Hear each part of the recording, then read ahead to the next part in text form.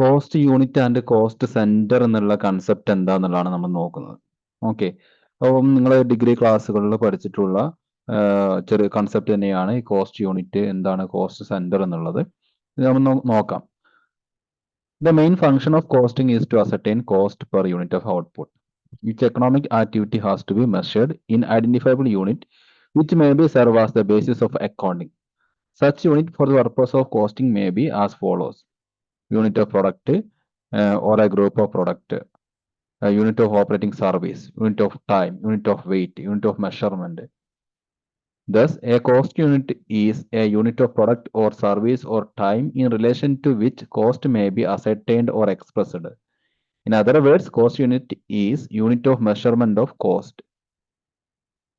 ചുരുക്കി പറഞ്ഞാൽ cost unit എന്ന് പറഞ്ഞാൽ ഇപ്പം നമുക്ക് നമ്മുടെ ഏതൊരു ബിസിനസിന്റെയും ലക്ഷ്യം, ഒരു ബിസിനസ് സ്ഥാപനം റൺ ചെയ്യുന്നതിന്റെ ലക്ഷ്യം എന്ന് പറഞ്ഞാൽ എന്താണ്? അവർക്ക് പ്രോഫിറ്റ് ഏൺ ചെയ്യുക എന്നുള്ളതാണല്ലോ. അപ്പോൾ പ്രോഫിറ്റ് ഏൺ ചെയ്യണമെങ്കിൽ അവർ അവരുടേതായിട്ടുള്ള പ്രോഡക്റ്റ്, ചിലപ്പോൾ പ്രോഡക്റ്റുകൾ സെയിൽ ഉൽപ്പാദിപ്പിച്ച് സെയിൽ ചെയ്യുന്ന സ്ഥാപനങ്ങളായിരിക്കാം, ചിലപ്പോൾ സർവീസസ് റെന്റ് ചെയ്യുന്ന സ്ഥാപനങ്ങളായിരിക്കും. ഓരോരുത്തർക്കും റവന്യൂ ഏണിങ്ങിന് ഒരു ആക്ടിവിറ്റി അല്ലെങ്കിൽ ഒരു ഉൽപ്പന്നം അല്ലെങ്കിൽ ഒരു സർവീസസ് അവർക്ക് ഉണ്ടായിരിക്കും. ഓക്കെ, അപ്പം അവർ ഉൽപ്പാദിപ്പിക്കുന്ന അവരുടെ ഉൽപ്പന്നത്തിന് അല്ലെങ്കിൽ അവർ നൽകുന്ന അവരുടെ സർവീസസിന് എത്ര എന്ത് ചാർജ് ചെയ്യണം, എത്ര എമൗണ്ട് ചാർജ് ചെയ്യണം, അത് അവര് മെഷർ ചെയ്യുന്നത് എന്താണ്? ഒരു ഒരു മെഷർ ചെയ്യാൻ യൂസ് ചെയ്യുന്ന ഒരു സ്റ്റാൻഡേർഡിനെ വിളിക്കുന്ന പറയുന്നത് കോസ്റ്റ് യൂണിറ്റ് എന്ന് പറയുന്നത്. നമുക്ക് ഒരു ഫോർ എക്സാമ്പിൾ പറയുകയാണെങ്കിൽ, നമ്മൾ ഒരു ബസ്സിൽ യാത്ര ചെയ്യാണ്. ബസ്സിൽ യാത്ര ചെയ്യുന്ന സമയത്ത് ആ ബസ്സിൽ ഇരിക്കുന്ന നമുക്ക് ഒരു ബസ് ഫെയർ എങ്ങനെ തീരുമാനിക്കുന്നത്? അത് ഒരു ഇത്ര കിലോമീറ്റർ, ഒരു ഇത്ര ആള് അല്ലെ, ഒരാൾക്ക് ഇത്ര കിലോമീറ്റർ ദൂരം സഞ്ചരിക്കുവാൻ ഇത്ര രൂപ വേണം അല്ലെ. അപ്പൊ അവിടുത്തെ കോസ്റ്റ് യൂണിറ്റ് എന്ന് പറഞ്ഞാൽ എന്തായിരിക്കും? അവിടുത്തെ കോസ്റ്റ് യൂണിറ്റ് എന്ന് പറയുന്നത് അവരുടെ സർവീസ് ആയിട്ടുള്ള ഈ എന്താണ് പാസഞ്ചേഴ്സിനെ ഒരു സ്ഥലത്ത് നിന്ന് മറ്റൊരു സ്ഥലത്തേക്ക് എത്തിക്കുവാൻ അവര് ചെലവ്, അതിന് എത്ര ചെലവ് വേണമെന്ന് അവർ കണ്ടുപിടിക്കുന്നത് എങ്ങനെയാണ്? Passenger per seat per kilometre ആയിരിക്കും അല്ലെ. അപ്പോൾ എത്ര കിലോമീറ്റർ ഒരു സീറ്റിൽ ഒരു പാസഞ്ചർ ഇരുന്നു, അതിന്റെ അടിസ്ഥാനത്തിലായിരിക്കും അവർ അവിടെ കോസ്റ്റ് യൂണിറ്റ് കണ്ടുപിടിക്കുക. അപ്പൊ സിംപിളി കോസ്റ്റ് യൂണിറ്റ് എന്ന് പറഞ്ഞിട്ടുണ്ടെങ്കിൽ എന്താണ്? ഒരു പ്രൊഡക്റ്റിന്റെ അല്ലെങ്കിൽ എന്താണ് ഒരു സർവീസസിന്റെ അല്ലെങ്കിൽ ഒരു ആക്ടിവിറ്റിയുടെ കോസ്റ്റ് ഡിറ്റർമൈൻ ചെയ്യാൻ നമ്മളെ സഹായിക്കുന്ന ഒരു മെഷർമെന്റ് ആണ് എന്ത്? ഈ കോസ്റ്റ് യൂണിറ്റ് എന്ന് പറയുന്നത്. ഒരു പ്രൊഡക്റ്റിന്റെ അല്ലെങ്കിൽ ഒരു സർവീസസിന്റെ അല്ലെങ്കിൽ ഒരു ആക്ടിവിറ്റിയുടെ കോസ്റ്റ്, ചെലവ്, അത് കണ്ടുപിടിക്കാൻ നമ്മളെ സഹായിക്കുന്ന ഒരു മെഷർമെന്റ്. നമുക്കൊരു എന്താണ്, ഞാൻ ഇപ്പോൾ പറഞ്ഞ ആ ഒരു എക്സാമ്പിൾ പറയുകയാണെങ്കിൽ, ഒരു പ്രൊഡക്റ്റിന്റെ കോസ്റ്റ് ഡിറ്റർമൈൻ ചെയ്യാൻ ചിലപ്പോൾ എന്തായിരിക്കും, നമ്മൾ ആ പ്രൊഡക്റ്റിന്റെ കോസ്റ്റ് തീരുമാനിക്കുന്നത് അതിന്റെ തൂക്കം നോക്കിയിട്ടായിരിക്കും, കിലോഗ്രാം നോക്കിയിട്ടായിരിക്കും അല്ലെ. അപ്പോൾ അങ്ങനെ ഒരു പ്രൊഡക്റ്റ് അല്ലെങ്കിൽ ചിലപ്പോൾ എണ്ണം നോക്കിയിട്ടായിരിക്കും, നമ്പർ ഓഫ് യൂണിറ്റ് ആയിരിക്കും, ചിലപ്പോൾ നമ്പർ ഓഫ് കിലോഗ്രാം ആയിരിക്കും നോക്കുന്നത്, ചിലപ്പോൾ ലിറ്ററിലായിരിക്കും മെഷർ ചെയ്യുന്നത്. അപ്പം ഒരു യൂണിറ്റിന്റെ കോസ്റ്റ് കണ്ടെത്തുവാൻ വേണ്ടിയിട്ട് നമ്മൾ യൂസ് ചെയ്യുന്ന മെഷർമെന്റിനെ വിളിക്കുന്ന പേരാണ് എന്ത്? കോസ്റ്റ് യൂണിറ്റ് എന്ന് പറയുന്നത്. ഓക്കെ, അപ്പൊ ഇതിനകത്ത് കുറച്ച് എക്സാമ്പിൾ കൊടുത്തിട്ടുണ്ട്, നിങ്ങൾ നോക്കുക. എന്താണ് ഈ ഒരു service unit of product or group of product, അതായത് ഒരു പ്രൊഡക്റ്റിന്റെ യൂണിറ്റ് ആയിട്ട് നമ്മൾ കോസ്റ്റ് യൂണിറ്റ് ആയിട്ട് നമ്മൾ കണക്കാക്കുന്നത് എന്തായിരിക്കും? ഇപ്പൊ ഇവിടെ ഒരു എക്സാമ്പിൾ കൊടുത്തിട്ടുണ്ട്. Example pair of shoes or one batch of shoes, say 1 dozen. അതായത് നമ്മൾ എന്താണ്, ഒരു ഷൂസ് ആണെങ്കിൽ എന്താണ്, ആ ഷൂവിന്റെ പെയറിന് എത്ര രൂപ, അല്ലെങ്കിൽ എന്താണ് ഒരു ഡസണിന്, അതായത് ഒരു പെട്ടി മൊത്തം ഒരു ഡസൺ ഷൂവിന് ഇത്ര രൂപ, ആ രീതിയിലായിരിക്കും ചിലപ്പോൾ എന്ത് ചെയ്യുന്നത്, ആ ഒരു പ്രൊഡക്റ്റിനെ നമ്മൾ കോസ്റ്റ് കണ്ടുപിടിക്കുക. ഓക്കെ, അപ്പൊ ഒരു for example unit of operating service, service centre ആണെങ്കിൽ എങ്ങനെയാണ് ആ ഒരു കോസ്റ്റ് കണ്ടുപിടിക്കുന്നത്? നോക്കൂ, ബസ്സിന്റെ കേസിൽ ഒരു എക്സാമ്പിൾ കൊടുത്തിട്ടുണ്ട്. എന്താണ് cost of running A bus per 1 kilometre. ഓരോ കിലോമീറ്ററും റൺ ചെയ്യുവാൻ ഒരു ബസ്സിന് എത്ര ചെലവ് വരുന്നു, അതിന്റെ അടിസ്ഥാനത്തിലായിരിക്കും എന്ത് ചെയ്യുന്നത്, ഈ സർവീസസിന്റെ കോസ്റ്റ് ഡിറ്റർമൈൻ ചെയ്യുക. അപ്പൊ ഓരോന്നിന്റെയും നേച്ചറിനനുസരിച്ച് എന്താണ് കോസ്റ്റ് യൂണിറ്റിന് മാറ്റമുണ്ടാവും. നമ്മൾ എന്ത് പ്രൊഡക്റ്റ് ആണോ വിൽക്കുന്നത്, എന്ത് സർവീസസ് ആണോ നൽകുന്നത്, എന്ത് ആക്ടിവിറ്റിയാണ് നമ്മുടെ ബിസിനസ്സിന് ഉണ്ടാവുന്നത്, അതിനനുസരിച്ച് എന്തുണ്ടാവും, കോസ്റ്റിന് വ്യത്യാസം ഉണ്ടാവും. ഓക്കെ, കോസ്റ്റ് യൂണിറ്റിന് വ്യത്യാസം ഉണ്ടാവും. ഇവിടെ നോക്കൂ, ഇവിടെ കുറച്ച് എക്സാമ്പിൾ കൊടുത്തിട്ടുണ്ട്, നിങ്ങൾ നോക്കൂ. Some examples of cost unit for different product or services are given below. Okay, cement എന്നുള്ള പ്രൊഡക്റ്റ് ആണെന്ന് വിചാരിക്കുക. ചിലപ്പോൾ കുറച്ച് എക്സാമ്പിൾ നിങ്ങൾ എക്സാമിന് വേണ്ടി പഠിച്ചു വെക്കുന്നത് നന്നായിരിക്കും. ഇതിലെ ഒരു 5-8 എക്സാമ്പിൾസും അതിന്റെ കോസ്റ്റ് യൂണിറ്റും കേട്ടോ. അപ്പൊ സിമെന്റ് ആണ്. അപ്പൊ സിമെന്റിന് നമ്മൾ എങ്ങനെയാണ് അതിന്റെ കോസ്റ്റ്, ചെലവ് അല്ലെങ്കിൽ കോസ്റ്റ് പ്രൈസ് നമ്മൾ എങ്ങനെ പറയാ? എന്താണ്, പെർ ടൺ അല്ലെങ്കിൽ പെർ ബാഗ്. ഒരു ചാക്ക് സിമെന്റിന് ഇത്ര രൂപ, അല്ലെങ്കിൽ എന്താണ് ഒരു ടൺ, പെർ ടണ്ണിന് എത്രയാണ്, ഇത്ര രൂപ വരും, അങ്ങനെയല്ലേ പറയാ. ഇപ്പൊ അയൺ, ഇരുമ്പിനാണെങ്കിലോ പെർ കിൻഡൽ അല്ലെങ്കിൽ പെർ ടൺ എന്നുള്ള രീതിയിലായിരിക്കും അതിന്റെ കോസ്റ്റ് യൂണിറ്റ് എടുക്കുക അല്ലെ. അപ്പോൾ കെമിക്കൽസിനാണെങ്കിൽ പെർ ടൺ, കിലോഗ്രാം, ലിറ്റർ ആ രീതിയിലൊക്കെ ആയിരിക്കും അതിനെ മെഷർ ചെയ്യുക. അതിന്റെ കോസ്റ്റ് മെഷർ ചെയ്യുക ആ രീതിയിലായിരിക്കും. പവറിനാണെങ്കിൽ എന്താണ് പെർ കിലോ വാട്ട് ഹവർ അല്ലെ. കോൾ പെർ ടെൻ കിലോഗ്രാം, ബ്രിക്സിന്റെ ബേസിൽ പെർ 1000, 1000 ബ്രിക്സിന് ഇത്ര രൂപ ആ രീതിയിലായിരിക്കും പറയാം അല്ലെ. പ്രിന്റിംഗ് പേപ്പർ ആണ്, പ്രിന്റിംഗ് പ്രസ് ആണെങ്കിലോ പെർ 1000 കോപ്പീസ്, 1000 കോപ്പിക്ക് ഇത്ര രൂപ എന്ന രീതിയിലായിരിക്കും. ഓക്കെ. പേപ്പറിനാണെങ്കിൽ പെർ റീം അല്ലെങ്കിൽ പെർ കിലോഗ്രാം എന്ന രീതിയിലായിരിക്കും. ട്രാൻസ്പോർട്ടിനാണെങ്കിൽ പെർ പാസഞ്ചർ പെർ കിലോമീറ്റർ ആ രീതിയിലായിരിക്കും. അപ്പോൾ പെർ കോൾ, ടെലിഫോൺ ആണെങ്കിൽ പെർ കോൾ. അപ്പൊ ഇങ്ങനെ ഇതാണ് എന്ത് കോസ്റ്റ് യൂണിറ്റ് എന്നതുകൊണ്ട് ഉദ്ദേശിക്കുന്നത്. അതായത് ഒരു പ്രൊഡക്റ്റ് അല്ലെങ്കിൽ ഒരു സർവീസസ് അതിന്റെ കോസ്റ്റ് എത്രയാണ് എന്ന് ഡിറ്റർമിൻ ചെയ്യാൻ വേണ്ടിയിട്ട് നമുക്ക് മെഷർ ചെയ്യാൻ വേണ്ടി നമ്മൾ യൂസ് ചെയ്യുന്ന ഒരു സ്റ്റാൻഡേർഡിനെ വിളിക്കുന്ന പേരാണ് എന്ത് കോസ്റ്റ് യൂണിറ്റ് എന്ന് പറയുന്നത്. ക്ലിയർ ആണല്ലോ എന്താണ് കോസ്റ്റ് യൂണിറ്റ് എന്നുള്ളത്? ഇനി അതായത് നമ്മൾ എങ്ങനെയാണ് അതിന്റെ കോസ്റ്റ് പറയുക, എന്തിന്റെ അടിസ്ഥാനത്തിലാണ് അതിന്റെ കോസ്റ്റ് പറയാനുള്ളതാണ് അല്ലെ. പെട്രോൾ ആണെങ്കിൽ പെർ ലിറ്ററിനായിരിക്കും, ഒരു ലിറ്ററിന് ഇത്ര രൂപ, അതാണ് അതിന്റെ കോസ്റ്റ് പറയാനുള്ള മാർഗം അല്ലെ. ഗോൾഡിനാണെങ്കിൽ പെർ ഗ്രാം, ഒരു ഗ്രാമിന് ഇത്ര രൂപ എന്നുള്ളതായിരിക്കും. അപ്പൊ കോസ്റ്റ് നമ്മൾ ഓരോ പ്രൊഡക്റ്റിന്റെ സർവീസിന്റെ കോസ്റ്റ് എന്ത് യൂണിറ്റിലാണോ പറയുന്നത് അതിനെയാണ് കോസ്റ്റ് യൂണിറ്റ് എന്ന് പറയുന്നത്. ഓക്കെ. നെക്സ്റ്റ് അടുത്തത് എന്താണ്? കോസ്റ്റ് സെന്റർ ആണ് അടുത്ത ടേം എന്ന് പറയുന്നത്. കോസ്റ്റ് സെന്റർ ഇതെല്ലാം നമ്മൾ നേരത്തെ പഠിച്ചിട്ട് ചെറിയ ക്ലാസ്സുകളിൽ പഠിച്ചിട്ടുള്ള സംഭവം തന്നെയാണ്. ഇപ്പോൾ കോസ്റ്റ് സെന്ററും കോസ്റ്റ് യൂണിറ്റും തമ്മിലുള്ള വ്യത്യാസം, കോസ്റ്റ് യൂണിറ്റ് അല്ലെങ്കിൽ കോസ്റ്റ് യൂണിറ്റ് എന്ന് പറയുന്നത് ഒരു പ്രൊഡക്റ്റോ അല്ലെങ്കിൽ സർവീസസോ അത് അതിന്റെ ചെലവ് കണ്ടുപിടിക്കാൻ യൂസ് ചെയ്യുന്ന ഒരു സ്റ്റാൻഡേർഡ് അല്ലെങ്കിൽ മെഷറിനെയാണ് എന്ത് വിളിക്കുന്നത്? കോസ്റ്റ് യൂണിറ്റ് എന്ന് പറയുന്നത്. എന്നാൽ കോസ്റ്റ് സെന്റർ എന്ന് പറയുന്നത് നമ്മുടെ ബിസിനസ്സിൽ കോസ്റ്റ് ഇൻകർ ചെയ്തിട്ടുള്ള ലൊക്കേഷൻ അല്ലെങ്കിൽ പേഴ്സൺ, ഐറ്റം ഓഫ് എക്യുപ്മെന്റ് അതിനെയാണ് എന്ത് വിളിക്കുന്നത്? Cost centre. അപ്പൊ എവിടെയാണ് ആ ബിസിനസ്സിനകത്ത് കോസ്റ്റ് ഉണ്ടായിട്ടുള്ളത്? ഓക്കെ. അപ്പം അതൊരു ഇൻകം ജനറേറ്റ് ചെയ്യുന്ന ആക്ടിവിറ്റി തന്നെ ആവണമെന്നില്ല. ഇപ്പൊ പ്രൊഡക്റ്റ് ആണെങ്കിൽ എന്താണ് ആ പ്രൊഡക്റ്റ് എന്ന് പറയുന്നത് ഇൻകം ജനറേറ്റ് ചെയ്യുന്ന ഒരു ഐറ്റം ആണ്. അപ്പൊ കോസ്റ്റ് സെന്റർ ഇൻകം ജനറേറ്റ് ചെയ്യുന്ന ഒരു ഐറ്റം തന്നെ ആവണം നിർബന്ധമില്ല. ഓക്കെ. ഇൻകം ജനറേറ്റ് ചെയ്യാത്ത ഒരു ഐറ്റവും ആവാം എന്ത് കോസ്റ്റ് സെന്റർ എന്ന് പറയുന്നത്. അപ്പം കോസ്റ്റ് സെന്റർ പറയുന്ന സമയത്ത് അതെന്താണ്?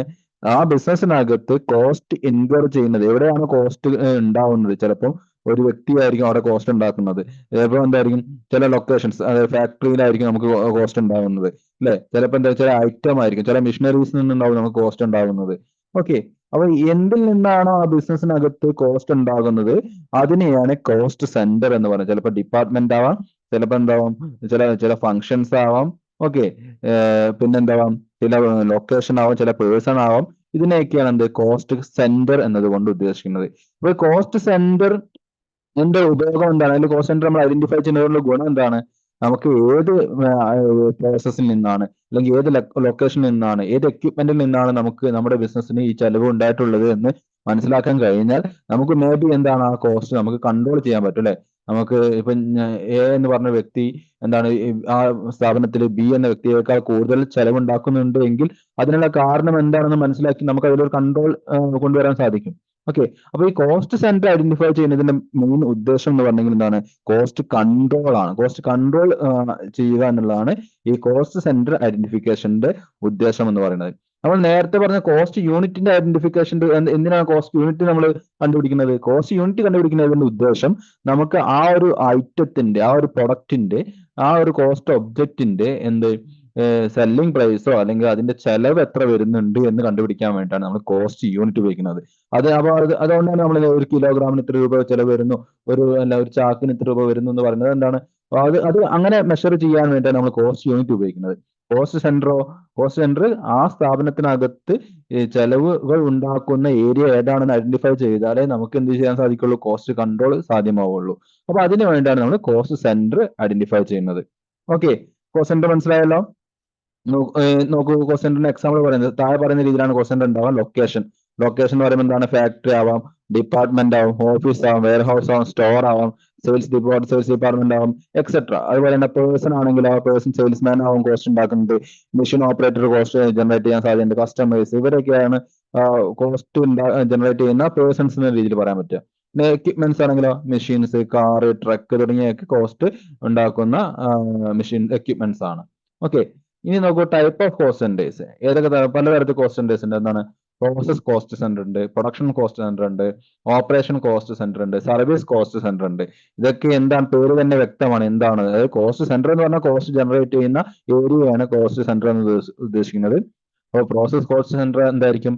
Based on sequence of operation, അതായത് ആ ഒരു ഓർഗനൈസേഷൻ ഡിഫറെന്റ് പ്രോസസ്സിലൂടെയാണ് പ്രൊഡക്റ്റ് ഉത്പാദിപ്പിക്കുന്നതെങ്കിൽ അവിടെ ഓരോ പ്രോസസ്സിനും എന്താണ് ഒരു ചെലവ് ഉണ്ടാകുന്നുണ്ട് അല്ലെ, ഓരോ പ്രോസസ്സിനും ഓരോ കോസ്റ്റ് ഉണ്ടാകുന്നുണ്ട്.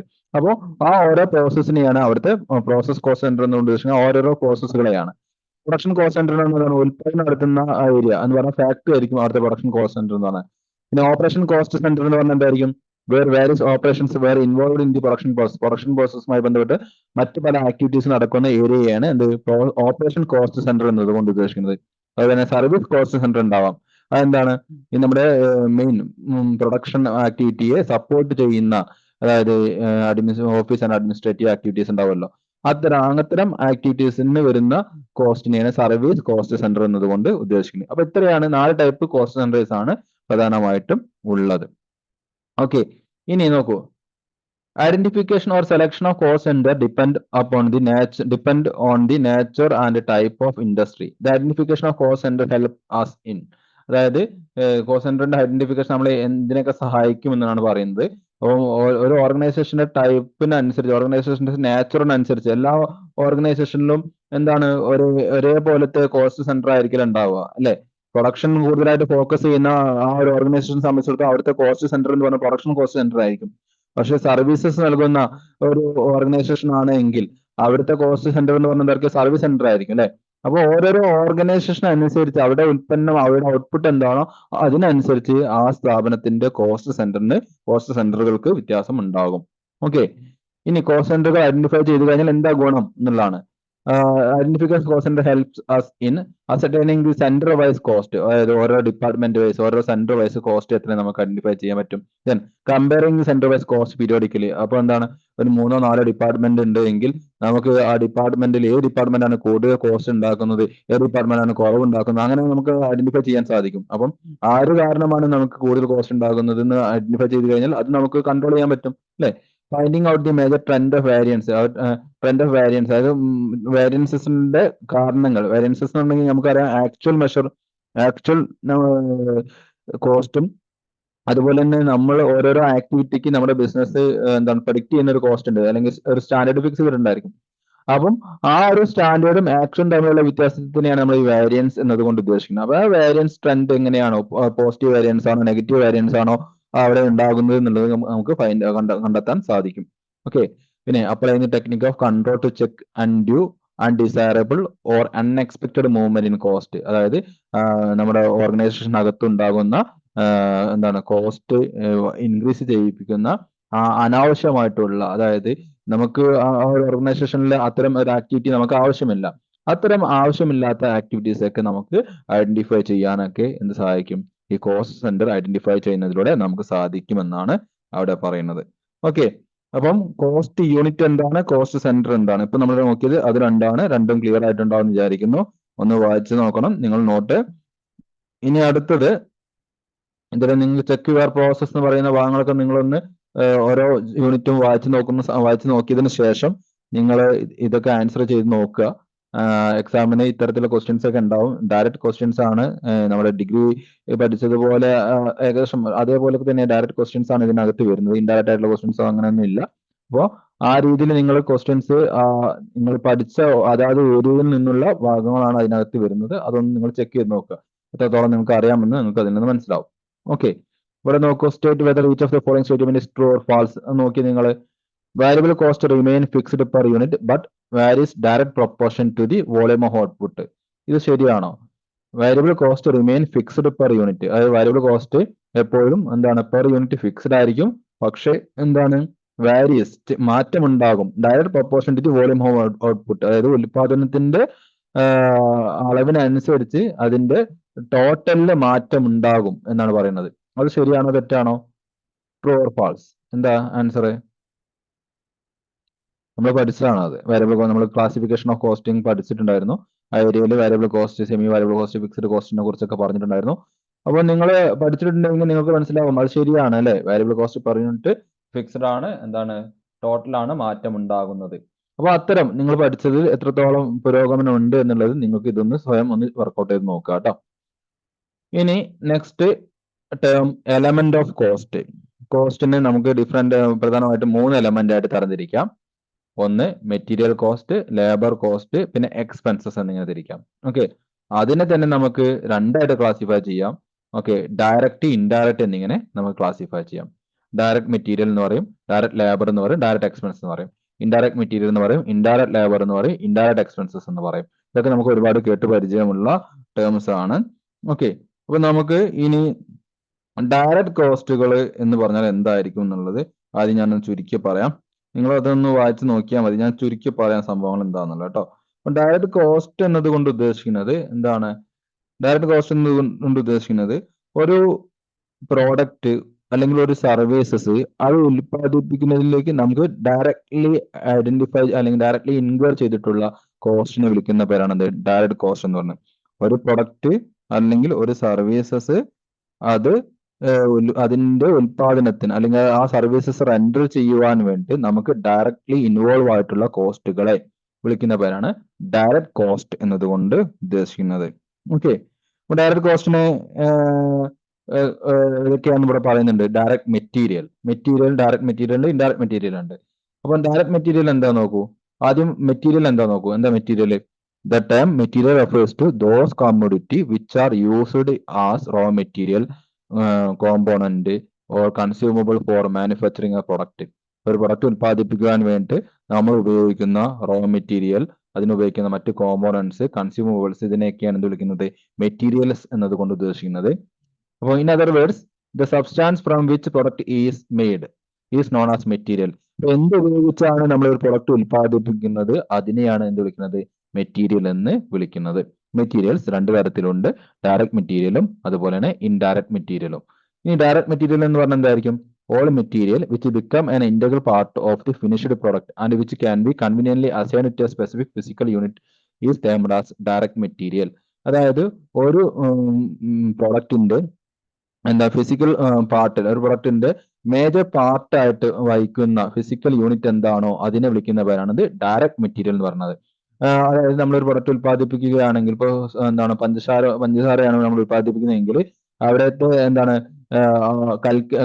അവിടുത്തെ കരിമ്പാണ് അവിടുത്തെ മെറ്റീരിയൽ എന്ന് പറയുന്നത് അല്ലെ. മേജർ പാർട്ടും കരിമ്പായിരിക്കും. ഓക്കെ, അപ്പോൾ അതുപോലെ ഒരു പ്രൊഡക്റ്റിന്റെ മേജർ പാർട്ട് എന്താണോ അത് ഉൽപ്പാദിപ്പിക്കാൻ ഉപയോഗിക്കുന്ന മേജർ പാർട്ട് ഏതാണോ അതിനെയാണ് വിളിക്കുന്നത് ഡയറക്റ്റ് മെറ്റീരിയൽ എന്നതുകൊണ്ട് ഉദ്ദേശിക്കുന്നത്. Okay, direct materials generally become A part of finished product. അപ്പൊ ഡയറക്റ്റ് മെറ്റീരിയൽ നമുക്ക് ഫിനിഷ്ഡ് പ്രോഡക്റ്റ് എടുത്ത് നോക്കിയിട്ടുണ്ടെങ്കിൽ നമുക്ക് ഡയറക്റ്റ് മെറ്റീരിയൽ കൃത്യമായിട്ട് എന്ത് ചെയ്യാൻ പറ്റും? ഐഡന്റിഫൈ ചെയ്തെടുക്കാൻ പറ്റും എന്നുള്ളതാണ്. ഇപ്പൊ ഇവിടെ ഡയറക്റ്റ് മെറ്റീരിയൽസിന് എക്സാമ്പിൾ കൊടുത്തിട്ടുണ്ട്. ഇപ്പോൾ all materials or component specifically purchased or produced or requisitioned from store. അതായത് ഇപ്പൊ ഇതിനകത്ത് എക്സാമ്പിൾ ഷുഗർ ആണെങ്കിൽ ഷുഗർ കെയിന്റെ കേസിൽ ഞാൻ പറഞ്ഞ കൽക്കരി അല്ലെ, ആ രീതിയിൽ. അപ്പോൾ അതിനാണ് ഡയറക്റ്റ് മെറ്റീരിയൽ എന്നത് ഉദ്ദേശിക്കുന്നത്. ഇപ്പൊ പാക്കിംഗ് മെറ്റീരിയൽ ആണെങ്കിൽ അതിന്റെ wrapping, cardboard, boxes etcetera, partly produced, purchased components, ഇതിനൊക്കെയാണ് ഡയറക്റ്റ് മെറ്റീരിയൽ എന്നതുകൊണ്ട് ഉദ്ദേശിക്കുന്നത്. അപ്പം നമുക്ക് വളരെ സിമ്പിൾ ആയിട്ട് നോക്കുകയാണെങ്കിൽ ഇപ്പോൾ നമ്മള് ഒരു ഹോർലിക്സ് എന്നുള്ള പ്രൊഡക്റ്റ് ആണ് എടുക്കുന്നതെങ്കിൽ അതിൽ നിന്ന് നമുക്ക് മേജർ കോമ്പോണന്റ് ആയിട്ട് നമുക്ക് ഐഡന്റിഫൈ ചെയ്യാൻ പറ്റുന്ന മേജർ കോമ്പോണന്റ് എന്തായിരിക്കും? ഹോർലിക്സിനകത്തുള്ള ധാന്യങ്ങളായിരിക്കും അല്ലെ. ആ ധാന്യങ്ങളാണ് അവിടുത്തെ ഡയറക്റ്റ് മെറ്റീരിയൽ എന്ന് പറയുന്നത്. അതിനകത്ത് പിന്നെ കുറെ ഇൻഡയറക്റ്റ് ഐറ്റംസ് ഉണ്ടായിരിക്കും, കുറെ ഫ്ലവേഴ്സുകളൊക്കെ ആഡ് ചെയ്തിട്ടുണ്ടായിരിക്കും. അതാണ് അവിടുത്തെ ഇൻഡയറക്റ്റ്. അപ്പൊ നമുക്ക് നോക്കിയാൽ കാണുന്ന അല്ലെങ്കിൽ ഫിസിക്കലി ഐഡന്റിഫൈ ചെയ്യാൻ പറ്റുന്നതിന് ഡയറക്റ്റ് മെറ്റീരിയൽ എന്ന് പറയുന്നത്. നെക്സ്റ്റ്, ഇൻഡയറക്റ്റ് മെറ്റീരിയൽ നോക്കൂ. All material which are used for the purpose of ancillary to the business and which cannot conveniently be assigned to a specific physical unit is termed as indirect material. നമുക്കൊരു specific physical യൂണിറ്റിന്റെ മുകളിൽ നമുക്ക് കൃത്യമായിട്ട് measure ചെയ്യാൻ പറ്റാത്ത മെറ്റീരിയൽസിനെ വിളിക്കുന്നവരാണത് indirect material എന്ന് പറയുന്നത്. ഇപ്പം നമ്മളൊരു consumable stores, lubricants oil, grease, printing and stationery etcetera, ഇതൊക്കെ ഇൻഡയറക്റ്റ് മെറ്റീരിയൽ എന്ന് പറയുന്നത്. അതായത് നമുക്ക് ആ പ്രോഡക്റ്റ് ഉൽപ്പാദിപ്പിക്കാൻ അത്ര നെസസറി ആയിട്ടുള്ള ഒരു ഐറ്റം അല്ല ഇൻഡയറക്റ്റ് മെറ്റീരിയൽ എന്ന് പറയുന്നത്. അപ്പം നമ്മളിപ്പോ വാഹന നിർമ്മാണവുമായി ബന്ധപ്പെട്ടൊക്കെ നോക്കുകയാണെങ്കിൽ അതിനുപയോഗിക്കുന്ന ലൂബ്രിക്കേറ്റിംഗ് ഓയിൽ, ഗ്രീസ്, ഇത്തരം അടുത്ത മെയിൻ മെറ്റീരിയൽ എന്തായിരിക്കും? അവിടെ ഉപയോഗിക്കുന്ന മെറ്റൽസും മറ്റു കാര്യങ്ങളായിരിക്കും. പക്ഷെ അതിനോട് കൂടെ നമ്മൾ ഉപയോഗിക്കുന്ന മറ്റ് ഐറ്റംസ് ആണ് എന്ത് ഈ ലൂബ്രിക്കന്റ്, ഓയിലും ഗ്രീസും അങ്ങനെയുള്ള കാര്യങ്ങളൊക്കെ. അപ്പൊ അതിനെയാണ് എന്ത് വിളിക്കുന്നത്? ഇൻഡയറക്റ്റ് മെറ്റീരിയൽ എന്നതുകൊണ്ട് ഉദ്ദേശിക്കുന്നത്. പിന്നെ ലേബർ ഉണ്ട്.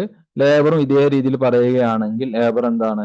ഒരു പ്രൊഡക്റ്റ് ഉൽപ്പാദിപ്പിക്കുവാൻ വേണ്ടിയിട്ട് നേരിട്ട് ആ പ്രൊഡക്ഷൻ പ്രോസസ്സുമായിട്ട് എൻഗേജ് ചെയ്യുന്ന വ്യക്തികളെ ഡയറക്റ്റ് ലേബേഴ്സ് എന്ന് പറയും. അതുപോലെ തന്നെ നേരിട്ടല്ലാതെ ആ ഒരു പ്രൊഡക്റ്റിന്റെ ഉൽപ്പാദനവുമായി ബന്ധപ്പെട്ട് ആളുകളെ ഇൻഡയറക്റ്റ് വേജസ്, അതിന് വരുന്ന ചെലവുകളെ ആണ് ഇൻഡയറക്റ്റ് ലേബർ അല്ലെങ്കിൽ ഇൻഡയറക്റ്റ് വേജ് എന്നൊക്കെ പറയുന്നത്. ഓക്കെ, ഒന്ന് വായിച്ചു നോക്കിയാൽ മതി. പിന്നെ എക്സ്പെൻസസുകളും അതേ രീതിയിലുണ്ട്. ഡയറക്റ്റ് എക്സ്പെൻസും ഇൻഡയറക്റ്റ് എക്സ്പെൻസും. ഡയറക്റ്റ് എക്സ്പെൻസസ് എന്ന് പറഞ്ഞെങ്കിൽ എന്താണ്? ഈ നമ്മൾ നേരത്തെ പറഞ്ഞിട്ടുള്ള ഹെഡിൽ വരുന്ന, അതായത് ലേബറും അതുപോലെ മെറ്റീരിയലും അല്ലാത്ത ഒരു പ്രൊഡക്റ്റിന്റെ ഉൽപാദനത്തിൽ ഇൻവോൾവ് ആയിട്ടുള്ള മറ്റു എക്സ്പെൻസുകളെയാണ് എന്ത് വിളിക്കുന്നത്? ഡയറക്റ്റ് എക്സ്പെൻസസ് എന്ന് പറയുന്നത്. അപ്പൊ അതിന് എക്സാമ്പിൾ കൊടുത്തിട്ടുണ്ട്. എന്താണ്? Carriage inward. അതായത് നമുക്കറിയാം, മെറ്റീരിയൽ ഓർഗനൈസേഷനിൽ ഗോഡൌണിൽ എത്തിക്കഴിഞ്ഞിട്ടുണ്ടെങ്കിൽ ആ മെറ്റീരിയൽ പ്രൊഡക്റ്റ് എന്താണ് നമുക്ക് പ്രൊഡ്യൂസ് ചെയ്യുന്ന സ്ഥലത്തേക്ക്, പ്രൊഡക്ഷൻ സെന്ററിലേക്ക് എത്തണമെങ്കിൽ എന്ത് ചെയ്യേണ്ടി വരും? ചുമട്ട് തൊഴിലാളികൾക്ക് കുറച്ച് എമൗണ്ട് ഒക്കെ കൊടുക്കേണ്ടി വരും. അപ്പൊ അതാണ് അത് ആ പ്രൊഡക്ഷനുമായി ബന്ധപ്പെട്ട് നേരിട്ട് ബന്ധമുള്ള ചെലവുകളാണ്. അപ്പൊ അങ്ങനെയുള്ളതിനാണ് ഡയറക്റ്റ് എക്സ്പെൻസ്, അതായത് കാരേജ് ഇൻവാർഡ് എന്നൊക്കെ പറഞ്ഞതാണ്. അപ്പോൾ അത്തരം ചാർജുകളെയാണ് ഡയറക്റ്റ് എക്സ്പെൻസസ് എന്നതുകൊണ്ട് ഉദ്ദേശിക്കുന്നത്. ഇൻഡയറക്റ്റ് എക്സ്പെൻസസ് എന്ന് പറഞ്ഞിട്ടുണ്ടെങ്കിൽ പ്രൊഡക്ഷൻ പ്രോസസ്സിൽ നേരിട്ട് ഇൻവോൾവ് ആവാത്ത മെറ്റീരിയലും ലേബറും അല്ലാത്ത എക്സ്പെൻസുകളെയാണ് ഇൻഡയറക്റ്റ് എക്സ്പെൻസസ് എന്ന് പറയുന്നത്. അതിന് എക്സാമ്പിൾ പറയുകയാണെങ്കിൽ എന്താണ്? ഇപ്പോൾ നമ്മൾ പ്രൊഡക്ഷൻ പ്രോസസ്സും നമ്മുടെ ഓഫീസ് റെന്റ് കൊടുക്കുന്ന റെന്റ്, റൈറ്റ്, പിന്നെ ലൈറ്റിന് വരുന്ന ചിലവ്, heating, advertising, insurance, repair, carriage, ഇത്തരം എക്സ്പെൻസുകളെയാണ് ഇൻഡയറക്റ്റ് എക്സ്പെൻസസ് എന്നതുകൊണ്ട് ഉദ്ദേശിക്കുന്നത്. ഓക്കെ, അപ്പോൾ നമുക്ക് എലമെന്റ് ഓഫ് കോസ്റ്റിന് ഇവിടെ ഒരു ഡയഗ്രാം കൊടുത്തിട്ടുണ്ട്. ഈ ഡയഗ്രാം നമുക്ക് അത് വളരെ ക്ലിയർ ആയിട്ട് മനസ്സിലാക്കി തരും. അപ്പോൾ കോസ്റ്റിനെ പ്രധാനമായിട്ടും 3 എലമെന്റ് ആയിട്ട് തിരിക്കുന്നു: മെറ്റീരിയൽ, ലേബർ, എക്സ്പെൻസസ്. മെറ്റീരിയൽ 2 തരത്തിൽ, ഡയറക്റ്റ്, ഇൻഡയറക്റ്റ്. ലേബർ അതുപോലെ 2 തരത്തിൽ, ഡയറക്റ്റ്, ഇൻഡയറക്റ്റ്. എക്സ്പെൻസസ് 2 തരത്തിൽ, ഡയറക്റ്റ്, ഇൻഡയറക്റ്റ്. എല്ലാ ഇൻഡയറക്റ്റ് എക്സ്പെൻസസുകളെയും നമ്മൾ കോമൺലി കളക്റ്റീവിൽ വിളിക്കുന്ന പേരാണ് എന്ത്? ഓവർ ഹെഡ് എന്ന് പറയുന്നത്. അപ്പോൾ ഇൻഡയറക്റ്റ് എക്സ്പെൻസസുകളുടെ കളക്റ്റീവ് നെയിം ആണ് എന്ത്? ഓവർ ഹെഡ് എന്ന് പറയുന്നത്. നമ്മൾ നേരത്തെ തേർഡ് സെമസ്റ്ററിലായിരിക്കുമല്ലേ നമ്മൾ പഠിച്ചിട്ടുണ്ടായിരുന്നു കോസ്റ്റിംഗ്? തേർഡോ ഫോർത്തിലോ? ബികോമിൽ ഫോർത്ത് സെമസ്റ്റർ ആണെന്ന് തോന്നുന്നു. അപ്പം അതിനർത്ഥം എന്താണ്? ഓവർ ഹെഡ് എന്നതിന്റെ അർത്ഥം എന്താണ്? ഓവർ ഹെഡ് എന്ന വാക്ക് തന്നെയുണ്ട്, ഓവർ ഹെഡ്. ഓവർ ഹെഡ് എന്ന് പറഞ്ഞാൽ മെയിൻ നമുക്ക് 3 ഹെഡുകളാണുള്ളത്. ഏതാണ്? Direct material, direct labour, direct expense. ആ 3 ഹെഡുകൾക്ക് പുറമെ, അതുകൊണ്ടാണ് ഓവർ, ആ 3 ഹെഡുകൾക്ക് പുറമെ ഓവർ ഹെഡ്സ്, അതായത് ഇപ്പൊ നിലവിലുള്ള ഹെഡ്സ് ആയിട്ടുള്ള direct material, direct labour, direct എക്സ്പെൻസിന് പുറമെ അതിന് പുറമെ വരുന്ന കോസ്റ്റിനെ വിളിക്കുന്നവരാണ് ഓവർ ഹെഡ് കോസ്റ്റ് എന്ന് പറയുന്നത്. അതിൽ എന്തെല്ലാം വരും? ഇൻഡയറക്റ്റ് മെറ്റീരിയൽ വരും, ഇൻഡയറക്റ്റ് ലേബർ വരും, ഇൻഡയറക്റ്റ് എക്സ്പെൻസ് വരും. ഓക്കെ, അപ്പോൾ ഇതിന്റെ ഒരു ഡയഗ്രാം ഒക്കെ വെച്ചിട്ട് നിങ്ങൾ എക്സാമിന് സമയത്ത് അങ്ങനെ എക്സ്പ്ലെയിൻ ചെയ്ത് കൊടുത്താൽ മതി. പിന്നെ ഇൻഡയറക്റ്റ് എക്സ്പെൻസസിനെ നമുക്ക് ഫർദർ ക്ലാസിഫൈ ചെയ്യാം. അത് ഫാക്ടറി ഓവർ ഹെഡ്, അതായത് ഫാക്ടറിയുമായി ബന്ധപ്പെട്ടിട്ടുള്ള ഇൻഡയറക്റ്റ് എക്സ്പെൻസുകൾ. ദെൻ അഡ്മിനിസ്ട്രേറ്റീവ് ഓവർ ഹെഡ് എന്ന് പറയും, അതായത് അഡ്മിനിസ്ട്രേറ്റീവ് ഓഫീസുമായി ബന്ധപ്പെട്ടിട്ടുള്ള ഇൻഡയറക്റ്റ് എക്സ്പെൻസുകൾ. Selling and distribution overhead. Selling and distribution എന്താണ്? സെയിൽസ് ആക്ടിവിറ്റി, ഡിസ്ട്രിബ്യൂഷൻ ആക്ടിവിറ്റിയുമായി ബന്ധപ്പെട്ട് വരുന്ന എന്താണ്? ഇൻഡയറക്റ്റ് എക്സ്പെൻസസുകൾ എന്നാണ് അതിനർത്ഥം. ഓക്കെ, ഈ ഫാക്ടറി ഓവർ ഹെഡുകൾ ഏതൊക്കെയാണ്? അതിനെ കുറച്ച് എക്സാമ്പിൾസ് ഇതിനകത്ത് ഉണ്ട്. ജസ്റ്റ് ഒന്ന് നിങ്ങൾ വായിച്ചു നോക്കുക. എന്താണ് ഫാക്ടറി ഓവർ ഹെഡ് എന്ന് പറഞ്ഞാൽ നമുക്കറിയാം. ഇതൊക്കെ ഞാൻ കൂടുതലായിട്ട് എക്സ്പ്ലെയിൻ ചെയ്ത് സമയം കളയുന്നില്ല. അപ്പൊ എന്താണ് ഫാക്ടറി ഓവർ ഹെഡ് എന്നുള്ളത് നിങ്ങൾക്ക് അറിയാമെന്ന് വിചാരിക്കുന്നു. ഫാക്ടറി ഓവർ ഹെഡ് എന്ന് പറഞ്ഞാൽ എന്താണ്? ഫാക്ടറി റിലേറ്റഡ് ആയിട്ട് വരുന്ന, പ്രൊഡക്ഷനുമായിട്ട് നേരിട്ട് ബന്ധമില്ലാത്ത എന്നാൽ ഫാക്ടറിയുമായി റിലേറ്റഡ് ആയിട്ട് ഉള്ള ഇൻഡയറക്റ്റ് എക്സ്പെൻസസുകളെയാണ് എന്ത് വിളിക്കുന്നത്? ഫാക്ടറി ഓവർ ഹെഡ് എന്ന് പറയുന്നത്. അതിൽ എക്സാമ്പിൾസ് കൊടുത്തിട്ടുണ്ട്. ഇൻഡയറക്റ്റ് മെറ്റീരിയൽസ് ആയിട്ട് എന്താണ് ഫാക്ടറി ഓവർ ഹെഡ് വരാം. ലൂബ്രിക്കൻസ്, ഓയിൽ, കൺസ്യൂമർ സ്റ്റോഴ്സ് വരാം. ഇൻഡയറക്റ്റ് ലേബർ വരാം അല്ലെ? നമ്മൾ നേരത്തെ പഠിച്ചിട്ടുണ്ടായിരുന്നു. അപ്പൊ gate keeper salary, work manager salary, ഇതൊക്കെയാണ് ഈ ഫാക്ടറി ഇൻഡയറക്റ്റ് ലേബർ എന്ന രീതിയിൽ ഫാക്ടറിയുമായി ബന്ധപ്പെട്ട് വരുന്ന ചെലവ്. പിന്നെ indirect expenses, factory rent, depreciation of factory building, അങ്ങനെയുള്ള സംഭവങ്ങളൊക്കെ. പിന്നെ ഈ ഐറ്റംസ് ഒക്കെ നിങ്ങൾ പഠിച്ചു വെക്കണം കേട്ടോ. ഇപ്പൊ അല്ലെങ്കിൽ നിങ്ങൾക്ക് ഇനി വരാൻ പോകുന്നത് എന്താണ്? കോസ്റ്റ് ഷീറ്റ് എന്ന് പറയുന്ന ഒരു പ്രോബ്ലം ഏരിയ ആണ്. അപ്പൊ ആ പ്രോബ്ലം ഏരിയയിൽ നമുക്ക് കോസ്റ്റ് ഷീറ്റിനകത്ത് വരുന്ന ഓരോ ഐറ്റംസ് ആണ് ഇപ്പൊ ഈ പറഞ്ഞിട്ടുള്ള ഓരോ എലമെന്റ്സും. അവിടെ നമുക്ക് ഇത് ഡീറ്റെയിൽ ആയിട്ട് ആവശ്യമുണ്ട്. അപ്പൊ ഇതിൽ ഐറ്റംസ് ഒക്കെ നിങ്ങൾ കൃത്യമായിട്ട് മനസ്സിലാക്കണം. ഫാക്ടറി ഓവർഹെഡിനകത്ത് ഏതെല്ലാം ഐറ്റംസ് വരാം, ഓഫീസ് ഓവർഹെഡിനകത്ത് ഏതെല്ലാം ഐറ്റംസ് വരാം. ആ എക്സാമ്പിൾ ഒക്കെ കൃത്യമായിട്ട് ഒന്ന് വായിച്ച് മനസ്സിലാക്കി വെക്കുക. നിങ്ങൾക്ക് അറിയാം, നിങ്ങൾ ഒരുപാട് പ്രോബ്ലംസ് ഒക്കെ ഇത് ചെയ്തതാണ്. ചെറിയ ക്ലാസ്സുകളിൽ, ഡിഗ്രി ക്ലാസ്സുകളിൽ. എന്നാലും മറന്നു പോയിട്ടുണ്ടെങ്കിൽ അതൊന്ന് ഓർത്തെടുക്കുക കേട്ടോ. പിന്നെ selling and distribution over head. അപ്പം നോക്കി ഇതിന്റെ ക്ലാസിഫിക്കേഷൻ നോക്കി, factory over head, office over head, selling and distribution over head, എല്ലാം എല്ലാം ഒന്ന് തന്നെയാണ്. അതായത് ഇൻഡയറക്റ്റ് ആയിട്ടുള്ള ഇതിനെ നമ്മൾ എന്ത് ചെയ്യുന്നു, വീണ്ടും സബ് ക്ലാസിഫൈ ചെയ്യാണ്. Factory, office, selling and distribution overhead. അതിനകത്തും സെയിം തന്നെ വരുന്നത് അല്ലേ, indirect material, indirect labour, indirect expense എല്ലാത്തിനകത്ത് തന്നെയാണ് വരുന്നത്.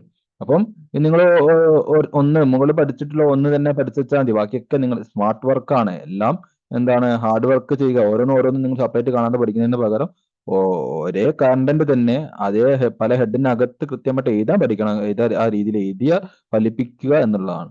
അത് സ്മാർട്ട് വർക്ക് മതി. എല്ലാം കാണാതെ പഠിച്ച് വെക്കേണ്ട ആവശ്യമൊന്നും ഇല്ല എന്നർത്ഥം. ഓക്കെ, നെക്സ്റ്റ് ഇനിയാണ് നമ്മൾ പ്രോബ്ലത്തിന്റെ ഏരിയയിലേക്ക് പോകുന്നത്. ടോട്ടൽ കോസ്റ്റ് ബിൽഡപ്പ് എന്ന് പറയുന്നത്. നമ്മൾ ഇപ്പോൾ ഓരോ എലമെന്റ് ഓഫ് കോസ്റ്റ്, ഒരു പ്രൊഡക്റ്റിൽ വരുന്ന ഡയറക്റ്റ് ആയിട്ട് വരുന്ന എലമെന്റുകൾ ഏതൊക്കെയെന്ന് പറഞ്ഞു അല്ലെ. ഇൻഡയറക്റ്റ് ആയിട്ട് വരുന്ന എലമെന്റ്സിന് മൊത്തത്തിൽ ഓവർ ഹെഡ് എന്ന് പറഞ്ഞു. ആ ഓവർ ഹെഡുകൾ തന്നെ 3 തരത്തിലുണ്ടെന്ന് പറഞ്ഞു.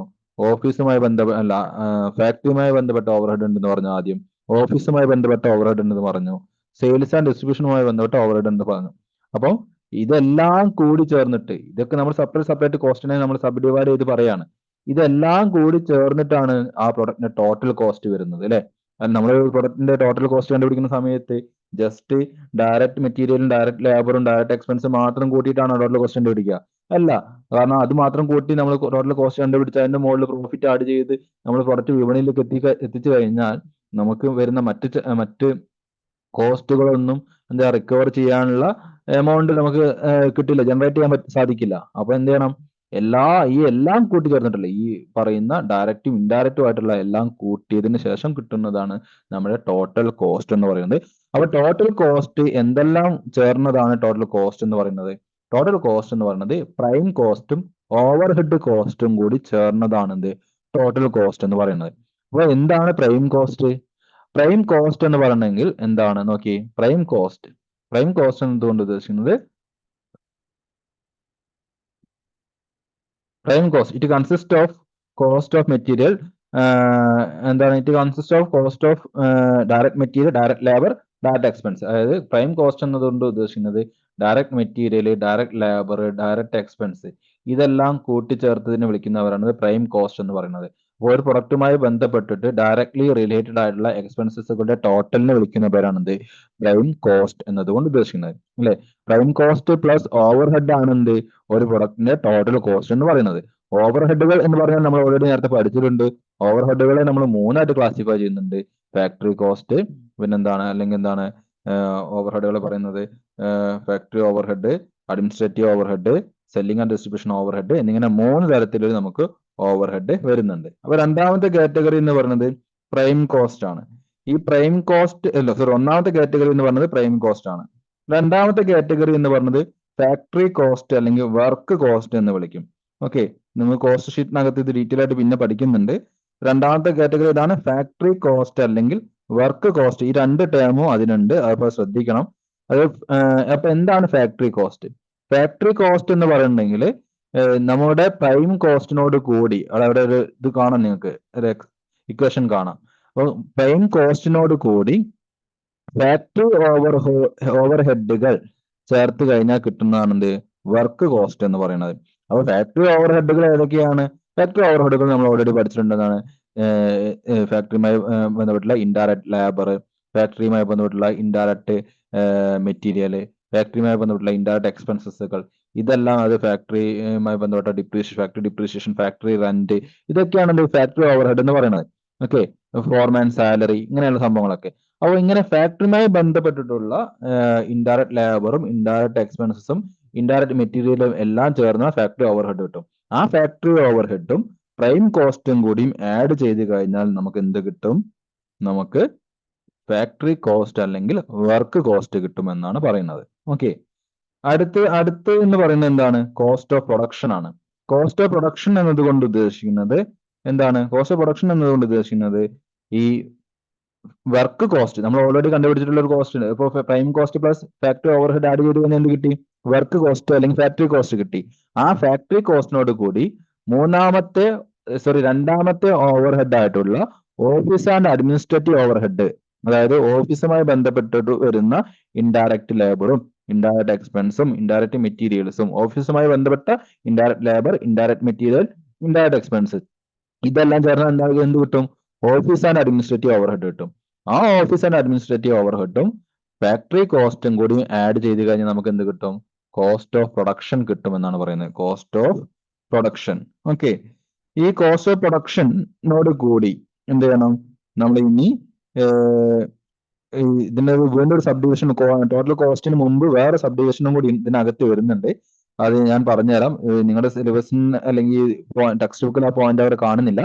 കോസ്റ്റ് ഓഫ് പ്രൊഡക്ഷൻ കഴിഞ്ഞതിന് ശേഷം നാലാമത്തെ ഇതായിട്ട് ശരിക്കും വരുന്നത് കോസ്റ്റ് ഓഫ് ഗുഡ്സ് സോൾഡ് എന്നുള്ളതാണ്. കോസ്റ്റ് ഓഫ് ഗുഡ്സ് സോൾഡ് അത് നിങ്ങൾ ആഡ് ചെയ്ത് എഴുതി വെക്കുക കേട്ടോ. നാലാമത്തേത് വരുന്നത് കോസ്റ്റ് ഓഫ് ഗുഡ്സ് സോൾഡ് ആയിരിക്കും. അതായത് ഈ കോസ്റ്റ് ഓഫ് പ്രൊഡക്ഷനോട് കൂടി എന്ത് ചെയ്യണം? പ്ലസ് ചെയ്യുക. എന്ത്? Opening stock of finished goods minus closing stock of finished goods. അതായത് cost of production plus opening stock of finished goods minus closing stock of finished goods.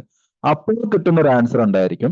ആ ആൻസറിനെ വിളിക്കുന്നവരാണ് കോസ്റ്റ് ഓഫ് ഗുഡ്സ് സോൾഡ് എന്ന് പറയുന്നത്. Okay, ആ cost of goods സോൾഡിൽ നിന്നും എന്ത് ചെയ്യണം? നമ്മൾ ഗുഡ്സ് സോൾഡിനോട് കൂടി selling and distribution over head add ചെയ്ത് കഴിഞ്ഞാൽ കിട്ടുന്നതാണ് എന്ത്? ടോട്ടൽ കോസ്റ്റ് എന്ന് പറയുന്നത്. അപ്പൊ ആ 5 ഡിവിഷനാണ് ശരിക്കും ഉള്ളത്. നിങ്ങൾക്ക് ഇവിടെ 4 ഡിവിഷനെ കൊടുത്തിട്ടുള്ളൂ. ഇതിനകത്ത് 4 ഡിവിഷനെ കാണിക്കുന്നുള്ളൂ. ഇനി ഇതിന് താഴെ കോസ്റ്റ് ഷീറ്റ് വരുന്ന ഭാഗത്ത് 5 ഡിവിഷൻസ് കൊടുത്തിട്ടുണ്ടോ എന്ന് അറിയില്ല, നോക്കട്ടെ. Factory over head, office administrative over head, ഇവിടെയും അങ്ങനെ ഇവിടെ കൊടുത്തിട്ടുണ്ട്. ഓക്കെ, അപ്പോ കോസ്റ്റ് ഷീറ്റിനകത്ത് അവർ 5 ഡിവിഷൻ കൊടുത്തിട്ടുണ്ട്. അപ്പൊ 5 ഡിവിഷൻ തന്നെ ശരിക്കും ഇതിനകത്തും വരേണ്ടതാണ്. ഓക്കെ, അപ്പം അത് നിങ്ങൾ കൃത്യമായിട്ട് പഠിക്കുക. Prime cost, factory cost, cost of production, cost of goods sold, പിന്നെ കോസ്റ്റ് ഓഫ് സെയിൽ അല്ലെങ്കിൽ ടോട്ടൽ കോസ്റ്റ്. ഇങ്ങനെ 5 ഡിവിഷൻ ആണ് നമുക്ക് മൊത്തത്തിൽ കോസ്റ്റിനെ ക്ലാസിഫൈ ചെയ്യുന്നത്. അപ്പൊ ഈ 5 ഡിവിഷനിലൂടെയാണ് നമുക്ക് എന്തുണ്ടാവുന്നത്? ടോട്ടൽ കോസ്റ്റ് കോൺസ്റ്റിറ്റ്യൂട്ട് ചെയ്യുന്നത്. ഓക്കെ, അപ്പൊ ഇനി നമ്മൾ